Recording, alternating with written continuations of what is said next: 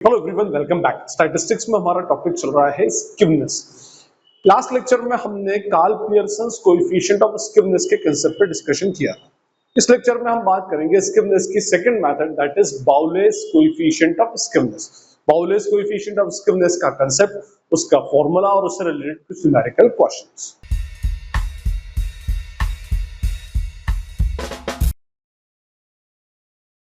Lecture start करने से पहले आपसे अपील है कि लेक्चर देखने के बाद ये लेक्चर अगर आपको यूजफुल लगता है, नॉलेजेबल लगता है, तो इसे अपने फ्रेंड्स, कलीग्स, क्लासमेट्स के साथ में शेयर करें, वीडियो को लाइक करें और चैनल को सब्सक्राइब जरूर करें। अब हम बात करते हैं हमारे आज के टॉपिक की। हमारा टॉपिक है बाउलेस कोएफिशिएंट ऑफ स्किवनेस। मैंने आपको बताया था कि भाई स्किवनेस का जो कांसेप्ट है, इसमें हमारी 3 मेथड्स होती हैं। स्किवनेस की जो फर्स्ट मेथड है, that is what Karl Pearson's coefficient of skewness, जो हम प्रीवियस लेक्चर के अंदर हम समझ चुके हैं। Karl Pearson's coefficient of skewness which is represented by JP. J represents what coefficient of skewness, P for Pearson's. उसके बाद second is what Bowley's coefficient of skewness, that is represented by JB. और third one is what Kelly's coefficient of skewness, that is represented by JK. वैसे अगर बाउले का concept हमको समझ आ गया तो केलीज का कांसेप्ट भी हमारे लिए कंपैरेटिवली इजी है, क्योंकि ये जो केलीज का कांसेप्ट है ये बाउलेस के कांसेप्ट से ही डिराइव अल्टीमेटली होता है। स्किवनेस का मैंने आपको बताया था कि स्किवनेस जो होता है ये आपकी पूरी वेरिएबल सीरीज की असिमेट्री को डिटरमिन करता है कि आपकी वेरिएबल सीरीज कितनी ज्यादा सिमेट्रिकल है या कितनी असिमेट्रिकल है। ठीक, फाइन। और इसी पर 2 कांसेप्ट मैंने आपको इंट्रोडक्टरी लेक्चर के अंदर बताए थे। देखिए, इसको समझना है तो आपको इंट्रोडक्टरी लेक्चर समझना पड़ेगा, जिसके अंदर स्किवनेस का बेसिक कांसेप्ट, उसका मीनिंग और उसका डेरिवेशन एक्चुअली बताया था कि भाई स्किवनेस का कांसेप्ट क्या है, कैसे एक्चुअली ये डिराइव होता है। और मैंने आपको बताया था कि उसका कांसेप्ट जो कार्ल पियर्सन ने दिया वो ये दिया कि अगर आपकी वेरिएबल सीरीज का मीन, मीडियन और मोड इक्वल हो, ठीक है, तो ऐसी सीरीज सिमेट्रिकल या नो स्क्यूव्ड डेटा कहलाता है। सिमेट्रिकल सीरीज होती है when mean is equals to median which is equals to mode. अगर ऐसा हो जाए तो that series will be considered as symmetrical series. तो ये नो स्क्यूव्ड डेटा कहलाता है। ठीक है, उसके बाद मैंने आपको बताया था कि when mean is greater then median which is greater then mode, तो ये पॉजिटिवली स्क्यूव्ड डेटा कहलाता है, ये हम बोलते हैं स्क्यूव्ड टू द राइट। और एक थर्ड कांसेप्ट था इसमें, when mean is lesser than median which is lesser than mode, तो that is called as what negatively skewed data या नेगेटिव स्क्यूवनेस या स्क्यूव्ड टू द लेफ्ट, ये कांसेप्ट था। But मेरा जो इंट्रोडक्टरी लेक्चर था उसके अंदर मैंने आपको मीन, मीडियन, मोड के अलावा एक क्वार्टाइल से भी कांसेप्ट एक्सप्लेन किया था। ठीक है, और वो क्वार्टाइल का कांसेप्ट ही बाउले के कांसेप्ट का बेस एक्चुअली बनता है। मैंने आपको बताया था कि बाउले के कांसेप्ट के अंदर स्क्यूव्ड डेटा कैसे हम रिप्रेजेंट करेंगे कि हमारे पास लेट्स सपोज ये पूरी एक हमारी लाइन है ना। जैसे मान लीजिए ये हमारी पूरी एक वेरिएबल सीरीज है और ये 0 वैल्यू है, ये 100 है, और 50 अगर यहां पर है, यहां पर 75% वैल्यू है, यहां पर 25% है। This is Q1, this is Q2 and this is Q3, Q2 और वी कैन से मीडियन। ठीक है, फाइन। और मैंने बताया था आपको कि हमें बाउलेस कोएफिशिएंट ऑफ स्क्यूवनेस में जो स्क्यूव्ड डेटा है वो Q3 और Q1 की बेसिस के ऊपर हम क्या करते हैं, रिप्रेजेंट करते हैं। ये हमारा Q1 और ये Q3 मैंने आपको बताया था कैंडलस्टिक पैटर्न जैसा, और ये जो एरिया होता है between 0 to 25%, this is called as whisker. हम इसको विस्कर लेते हैं, और 75 to 100% का एरिया भी हम इसको एक तरह से विस्कर या उसकी जो टेल होती है उसको लेकर के चलते हैं। तो अगर ऐसा डेटा हो जाए, क्या हो उसमें, when Q3 minus Q2 is equals to Q2 minus Q1, इसका मीनिंग ये होगा कि ये जो रीजन है 50 से 75% का और 25 से 50% का, ये दोनों रीजन सेम हो। ठीक है, ये हो जाए, और साथ में क्या हो जाए कि left whisker is equals to what, right whisker. ठीक है, लेफ्ट विस्कर और राइट विस्कर की वैल्यूज भी सेम हो जाए, तो ऐसी कंडीशन जो होती है ये रिप्रेजेंट करती है नो स्क्यूव्ड डेटा। इसमें स्क्यूवनेस एक्चुअली नहीं है, डेटा सिमेट्री पर है। ठीक है, ये हमारी कंडीशन चलती है सिमेट्रिकल डेटा या नो स्क्यूव्ड डेटा की। फाइन। अगर आपके पास ऐसा वेरिएबल है जिसमें difference between Q3 and Q2 is equals to difference between the Q2 and Q1 and both whiskers means value of 0 to 25% and 75 to 100% is same, then it will be considered as no skewed data। ऐसा data no skewed data होगा। But यहां पर अब हमारा स्क्यूवनेस दूसरी तरह से define होता है। पहले हमने पॉजिटिव स्क्यूवनेस, स्क्यूव्ड टू द राइट, तो उस कंडीशन के अंदर मैंने आपको अगर याद हो तो मैंने आपको बताया था कि इसकी फर्स्ट कंडीशन, 3 कंडीशन चलती है। Let's suppose if this is 0, this is 100 और यहाँ पर 25%, यहाँ पर 75%, या मैं कहूं this one is Q1, this one is Q3 और ये मेरा कैंडल बना दिया, ठीक है। अब ये मेरी वैल्यूज है, ठीक। इसके अंदर क्या क्या दिख रहा है आपको, left whisker is equals to right whisker, left whisker is equals to right whisker का मतलब 0 से 25% की वैल्यू 75 से 100% की वैल्यू के इक्वल है, ओके फाइन। बट यहां पर जो Q2 है वो Q2 इधर शिफ्ट हो जाए थोड़ा सा, यहां पर मीन 50% वैल्यू टुवर्ड्स लेफ्ट इधर शिफ्ट हो रही है, तो यहां पर क्या होगा, Q3 minus Q2 is greater than Q2 minus Q1। देखिए विस्कर्स की वैल्यू सेम है लेकिन Q3 minus Q2 is greater than Q2 minus Q1, तो this will be called as what, positive skewness. ये कंडीशन होती है। या ये कंडीशन हो जाए कि इसमें ये हमारा हो जाए बाय चांस, ठीक है, कि Q, ये this is our 0, this is Q1, this is Q2, this is Q3, candle जो है पूरी की पूरी लेफ्ट साइड पर शिफ्ट हो जाए बट उनकी वैल्यूज में सिमेट्री हो, क्या कि Q3 minus Q2 is equals to Q2 minus Q1 तो हो, ये तो है, लेकिन हो क्या रहा है कि value of left whisker is lesser then value of right whisker. देखिए ये वैल्यू इस वैल्यू से ज्यादा, मीन 75 टू 100% की वैल्यू 0 से 25% की वैल्यू से ज्यादा है, और जबकि इस डेटा के अंदर Q1, Q2, Q3 में सिमेट्री है, तो that will also be called as what, positive skewness. और ये दोनों कंडीशंस अगर एक साथ भी फुलफिल हो जाएं, क्या कि ये हमारे पास इधर भी शिफ्ट हो जाए, ये लीजिए, ठीक है, ये Q1 और Q3, अब देखिए यहां पर लेफ्ट विस्कर जो है वो राइट विस्कर से छोटा है, left whisker is lesser then right whisker, और साथ में Q2 की वैल्यू भी लेफ्ट में शिफ्ट हो जाए, तो that is also called as what, positive skewness और स्किप्ड टू द राइट, ठीक फाइन। इसी के ऑपोजिट हम नेगेटिव स्क्यूनेस लेके चलते हैं, क्या होगा, पहली कंडीशन तो ये 0 की वैल्यू है, ये 100 की वैल्यू है, और विस्कर्स दोनों इक्वल है, ये Q1 है, ये Q3 है, और यहां पर left whisker is equals to right whisker, mean 0 to 25% की वैल्यू 75 टू 100% की वैल्यू के इक्वल है, बट हमारा जो Q2 है वो टुवर्ड्स राइट शिफ्ट हो गया, मींस टुवर्ड्स Q3 चला गया, तो अब क्या होगा, Q3 minus Q2 is lesser then Q2 minus Q1, तो ये क्या हो जाएगा हमारा नेगेटिव स्क्यूनेस या स्किप्ड टू द लेफ्ट, ये कंडीशन। सेकंड कंडीशन हमारी क्या होगी, ये 0 से 100% है, और उस कंडीशन के अंदर हमारा ये सॉरी ये मैं गलत कर रहा हूं, ये इस तरफ शिफ्ट हो जाए, मींस ये Q1 है, ये Q3 है और Q2 बिल्कुल मिड में, और हमारी जो कैंडल बन रही है ये कैंडल इस तरह से बनेगी, मींस इसमें Q3 minus Q2 is equals to Q2 minus Q1 तो है, but value of left whisker is greater than value of right whisker. This case is also considered as negatively skipped. और last वाला, ये दोनों condition साथ में आ जाए, इधर शिफ्ट भी हो जाए और Q3 Q2 बेसिकली इधर भी शिफ्ट हो जाए, तो ये कंडीशन भी हो जाएगा जिसमें Q3 minus Q2 is lesser then Q2 minus Q1 and left whisker is greater then right whisker. तो ये तीनों कंडीशंस जो होंगी हमारी नेगेटिव स्क्यूनेस की कंडीशन होगी। तो ये हमारा बेसिक था जिसमें हमने ये समझा कि कब किस कंडीशन में हमारा पॉजिटिव और नेगेटिव कोई स्क्यूनेस आता है एज पर बाउलेस कंसेप्ट, ठीक है, ये हमारा कंसेप्ट, आई होप ये आपको क्लियर होगा। अब आइए हम इसके फॉर्मूले पर बात करें। देखिए मैं आपको बता रहा हूं कि ये जो वैल्यूज है ये हमारा जो फॉर्मूला है वो इस तरह से बन रहा है, Q3 minus Q2 is equals to Q2 minus Q1, ठीक है, फाइन। अब इसको अगर हम बाउलेस कोएफिशिएंट के अंदर इसको अगर हम एक तरफ लेकर चले जाते हैं तो it will be Q3 minus Q2 minus Q2 plus Q1, ऐसा हो जाएगा, ओके फाइन।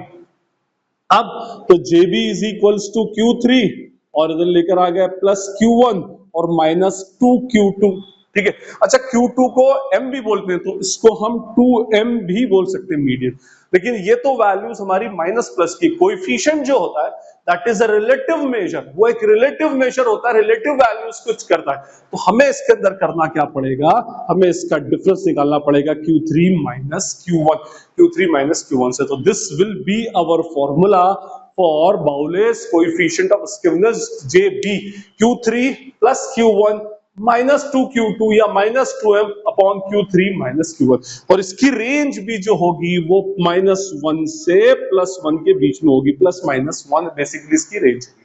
मींस आंसर जो होगा कोई, और वैसे भी नॉर्मल जो कोएफिशिएंट्स होते हैं उनकी वैल्यू -1 से +1 के बीच में होगी। आगे Karl Pearson's coefficient of correlation आएगा और स्पीयरमैन्स कोएफिशिएंट ऑफ कोरिलेशन आएगा, सबकी वैल्यूज -1 से +1 के बीच में होगी। हाँ, एक एक्सेप्शनल था इससे पहले वाला, Karl Pearson's coefficient of skewness, वहां -3 से +3 के बीच में वैल्यू होती है because of empirical relationship between mean, median and mode. Anyway, तो ये हमारा इसका फॉर्मूला है। बस अब आपको इसके अंदर एक चीज आना चाहिए, क्या कि Q1 कैसे कैलकुलेट करते हैं, Q2 कैसे कैलकुलेट करते हो, Q3 कैसे कैलकुलेट करते हैं। तो हम एक एक क्वेश्चन इंडिविजुअल, डिस्क्रीट और कंटीन्यूअस का उठाते हैं और उसको सॉल्व करते हैं और उससे हम निकालेंगे बाउलेस कोएफिशिएंट ऑफ स्क्यूनेस। ये हमारा फर्स्ट क्वेश्चन है इंडिविजुअल सीरीज का, calculate Bowley's coefficient of skewness, और यहाँ पर हमारा individual series means variables are given.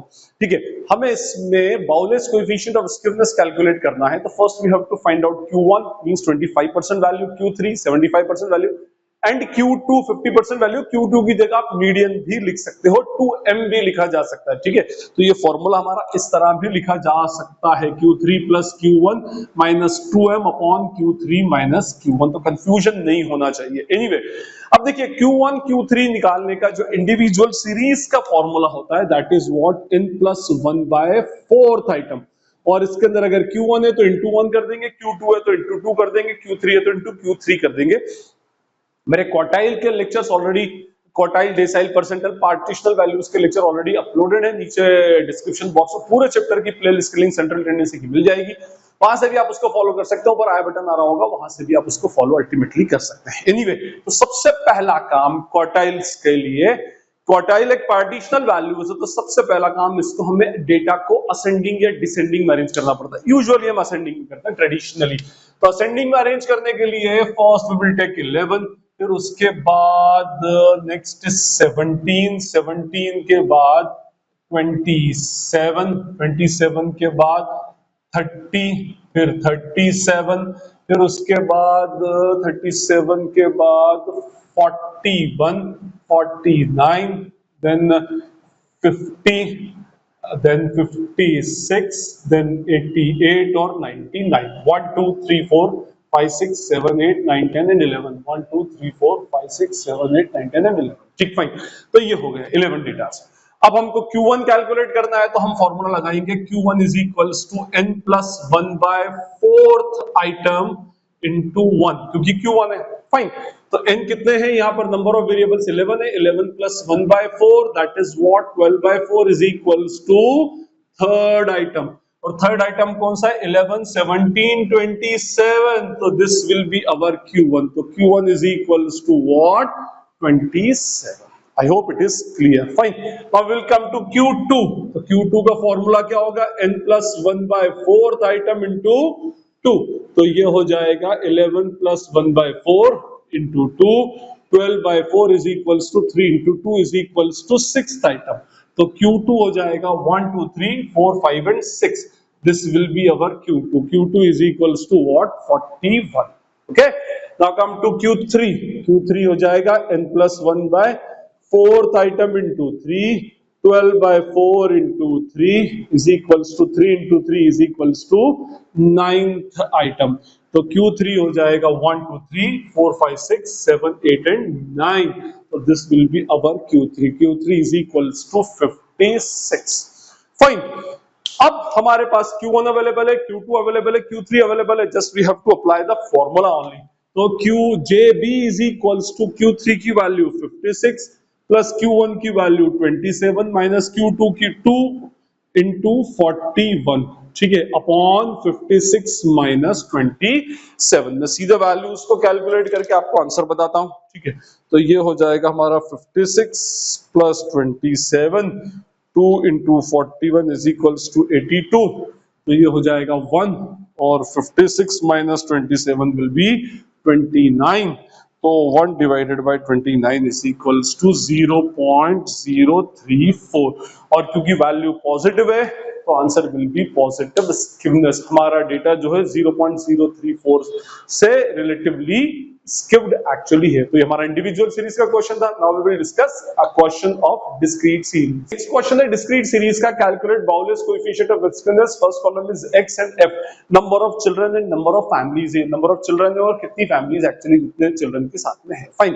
अब हमें इसका क्या फाइंड आउट करना है, coefficient of means q1 q2 q3 find out करना है। q1 q2 q3 के लिए सबसे फर्स्ट कंडीशन होती है to arrange variable x, variable column in ascending order. जो ऑलरेडी असेंडिंग में वो अरेंज्ड है, 0 1 2 3 4 5 6 दिया हुआ, तो असेंडिंग में अरेंज्ड है। अब मुझे और फर्दर उसको असेंडिंग में अरेंज करने की रिक्वायरमेंट नहीं है। अगर ये असेंडिंग में अरेंज है, first we have to calculate CF 7 और उसके बाद 17 और 17 प्लस 16 इज 33, फिर plus 25 is 58, plus 18 is 76, 11 is 87 और 8 हो जाएगा 95। तो टोटल इज व्हाट 95। ठीक, फाइन। अब हमें यहां पर फॉर्मूला लगाना है Q1 का, n+1/4th आइटम और इंटू 1। और यहां क्योंकि डिस्क्रीट सीरीज है तो n will be the total of frequency which is 95 + 1 upon 4 into 1। तो ये हो जाएगा 95, ये 96 divided by 4, 24 into 1 is 24th item. ठीक है, और 24 कौन सी CF में आ रहा है, 33 में। 33 के सामने वेरिएबल कौन सा है, 2, तो Q1 इज इक्वल्स टू 2। ठीक, फाइन। सेकंड हमें फाइंड आउट करना Q2 n+1/4th आइटम इंटू 2। अब हमारे पास वैल्यू तो है, Q1 की वैल्यू है 24 into 2 is equals to 48th item. तो 48th आइटम किसमें आएगा, इसमें, तो Q2 विल बी 3। ठीक है, इस CF में आएगा ना, इस CF के सामने वेरिएबल कौन सा है, 3, तो 3 will be the Q3। Q3 जो होगा that is n+1/4th item into 3।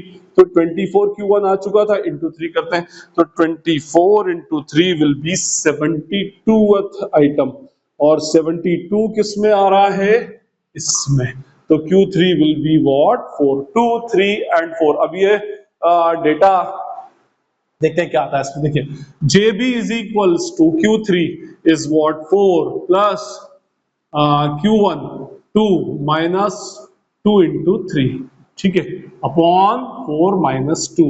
तो 4 प्लस 2 इज 6, 2 3 जा 6, तो ये हो गया 0 और 4 माइनस 2 इज व्हाट 2।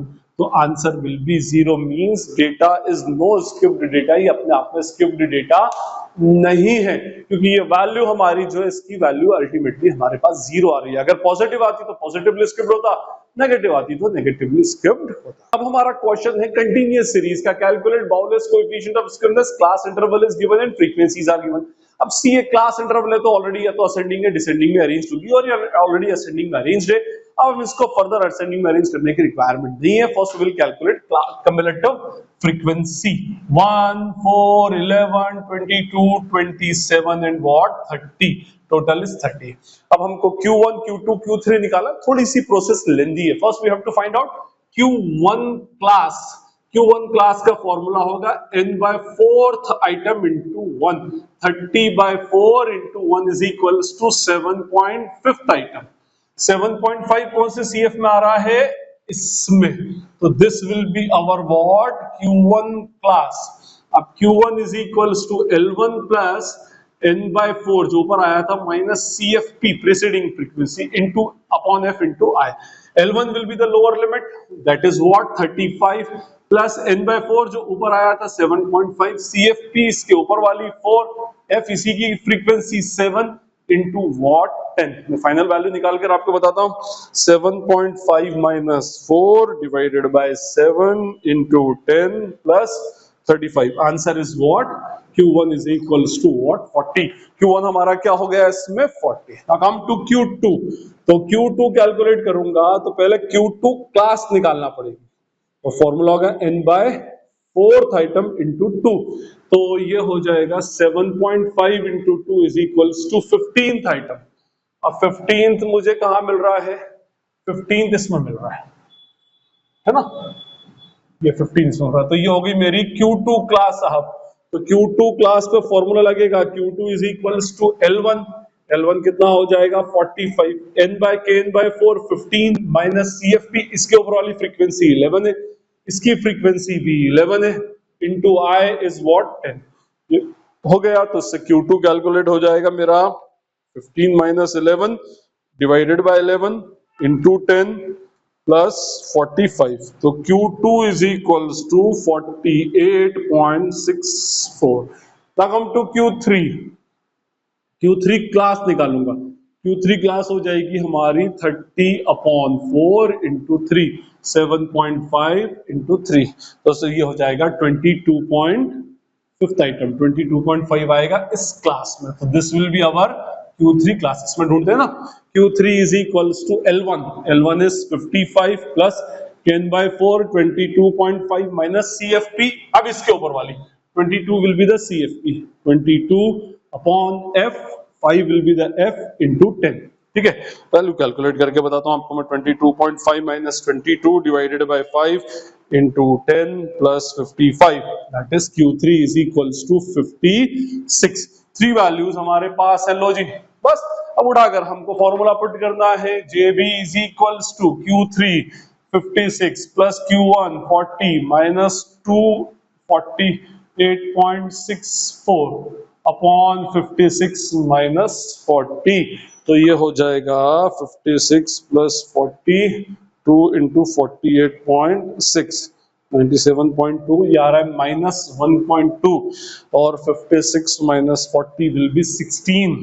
तो 1.2 minus divided by 16 is equals to minus 0.075 JB और ये negatively skipped data actually fine.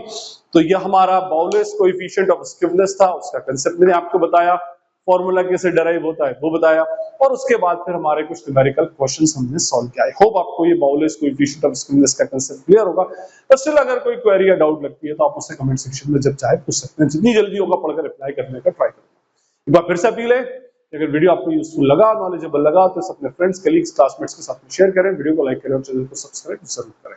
Najeeb Hashmi signing off from Najeeb Hashmi academy.